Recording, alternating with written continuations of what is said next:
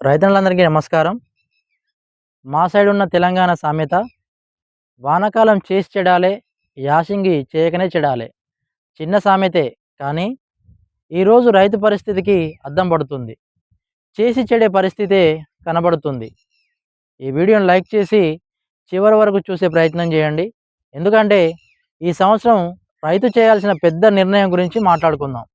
జనగాం జిల్లా కరువు జిల్లా. అతి తక్కువ వర్షపాతం నమోదయ్యే జిల్లా. మా జిల్లాలో, మా ప్రాంతంలో పత్తి పంట ఎండిపోతుంది. పెట్టిన నాటు ఎండిపోతుంది. బోర్లు అడుగంటిపోతున్నాయి. మిర్చి నాట్లు ఆగిపోతున్నాయి. నాతో కలిపి అందరి రైతుల మనసులో ఉన్న ఒకే ఒక బలమైన ప్రార్థన, దేవుడా ఒక్క వర్షం కురిపించు, ఈ ఎండిపోతున్న ఈ పంటలను బ్రతికించు అని. ఇలాంటి సమయంలోనే మీరు ఆలోచించి నిర్ణయం తీసుకోండి. పూర్తిగా వర్షాధారంగా పండించేవారు చాలా రిస్క్‌లో ఉన్నట్టే. ఒకవేళ మీకు నీటి లభ్యత ఉంటే, మీకు నీరెంతున్నది? ఎన్ని రోజులకు సరిపోతుంది? మీ పంటలు ఏ దశలో ఉన్నాయి? నాకున్న మొత్తం పంటను కాపాడగలనా? లేక కొంత పంటనైనా రక్షించుకోవాలా అని ఆలోచించి ఆ నీటిని ఖర్చు పెట్టండి. ఇప్పుడు లెక్కలేసుకుంటేనే రేపటి నష్టాన్ని తగ్గించుకోవచ్చు. ఈ పరిస్థితిలో ప్రతి నీటి చుక్క బంగారం కంటే విలువైంది. ఎక్కడ ఎక్కువ ఉపయోగం ఉంటుందో అక్కడే వినియోగించండి. ఇప్పుడున్న పరిస్థితిని రైతు మాత్రమే కాదు, ప్రతి సామాన్యుడు కూడా అర్థం చేసుకోవాలి.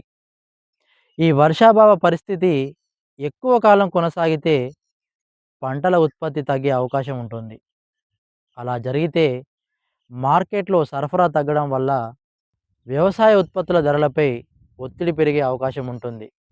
అంటే రైతు మాత్రమే కాదు, వినియోగదారులు కూడా ఈ పరిస్థితి యొక్క ప్రభావం ఎదుర్కొనే అవకాశం ఉంటుంది.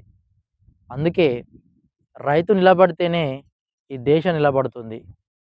ప్రకృతి మన చేతిలో లేదు. కానీ నిర్ణయం మాత్రం మన చేతిలో ఉంది.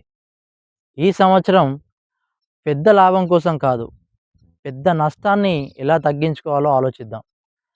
ప్రకృతిని గౌరవించి, పరిస్థితిని అర్థం చేసుకొని వ్యవసాయం చేద్దాం. మీది ఏ జిల్లా? మీ సైడ్ వర్షాలు పడుతున్నాయా? మీ సైడ్ పంటలు ఏ స్టేజ్‌లో ఉన్నాయో కామెంట్ చేయండి. ఈ వీడియోని ఇతర రైతు స్నేహితులకు షేర్ చేయండి. మన ఛానల్‌ని సబ్స్క్రైబ్ చేయండి. ధన్యవాదాలు.